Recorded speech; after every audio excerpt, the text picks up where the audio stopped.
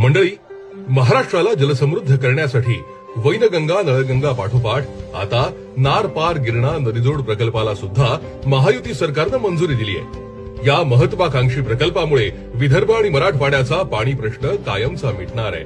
पण नार पार गिरणा नदीजोड प्रकल्प नेमका आहे तरी काय, चला जाणून घेऊयात। नार पार या नाशिक जिल्ह्यातील पेठ सुरगाणा तालुक्यातील नद्यांचं वाया जाणारं पाणी गिरणा नदीत टाकण्याची ही योजना आहे।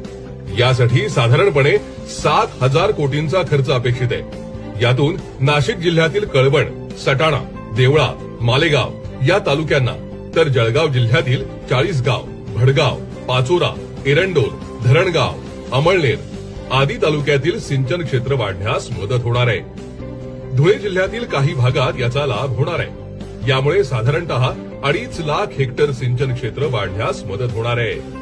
या योजनेतून पश्चिमी वाहिनी नार पार गिरणा या नदी खोऱ्यातून 10.64 टीएमसी पाणी वापर प्रस्तावित आहे। आता या योजनेला मंजुरी मिळाल्यामुळे उत्तर महाराष्ट्रातील शेतकऱ्यांच्या आशा पल्लवित झाल्या असून यामुळे पिण्याच्या पाण्याची ही काळजी मिटेल आणि अख्खा महाराष्ट्रच पाणीदार होईल।